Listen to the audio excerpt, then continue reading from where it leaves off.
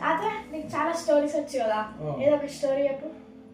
తెలివైన వాడు ఎట్లనైనా ఎక్కడైనా నెగ్గుతాడు, బతకగలడు. దానికి ఉదాహరణ నల్లగుర్రం తెల్లగుర్రం అనే కథ చెప్తాడు.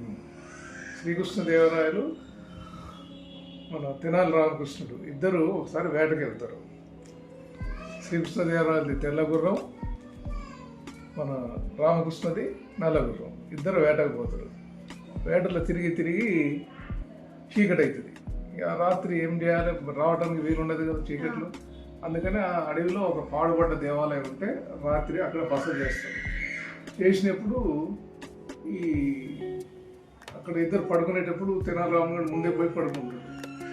శ్రీకృష్ణదేవరాయలకు కోపం వస్తుంది. అరే నీ గుర్రం ఉంది కదా, కాపులా గాయవా, మరి జంతువులు వస్తాయి, దొంగలు వస్తారు, అప్పుడే పడుకుంటున్నావు ఏంటంటే, అయ్యా రాజా నాది నల్ల గుర్రం, జంతువులకు గాని రాదు, దొంగలకు గాని రాదు, అందువల్ల నాకు ఏం భయం లేదు, అందుకని నేను పడుకున్నా అంటాడు. అనేసరికి రాజుగారికి కోపం వస్తుంది. వచ్చి ఏమన్నాడు, రాజు కదా, రాజు ఏదంటే అది అప్పటికప్పుడు అవుతుంది. అందుకని రాజుగారు అప్పుడు ఏం చేశాడు, రామకృష్ణ ఇప్పటి నుంచి తెల్లగుర్రం నీది, నల్లగుర్రం నాది అంటాడు. అనగానే ఇక ఇప్పుడన్నా కాపులాగా వస్తుందని అనుకున్నాడు రాజు శ్రీకృష్ణదేవరాయలు. కానీ మళ్ళీ పడుకుంటుంటాడు. ఎవరు, తెలంగాణ రాజు.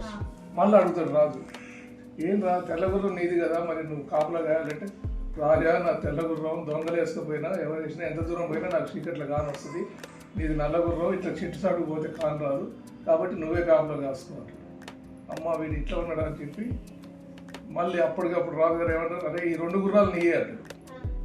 2 గుర్రాలు నీయే అనగానే ఇప్పుడైనా చూస్తాడని రాజు అనుకుంటాడు.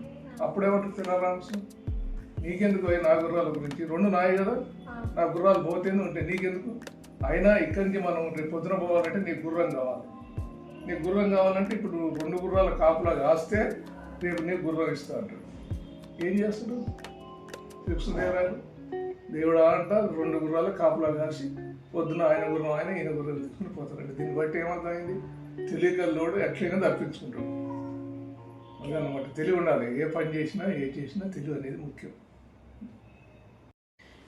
వీడియో నచ్చినట్టయితే కామెంట్ చేయండి స్టోరీస్ టైం అని, ఇంకా లైక్ చేయండి, షేర్ చేయండి, సబ్స్క్రైబ్ చేయండి, ఇంకా బెల్ కూడా కొట్టండి.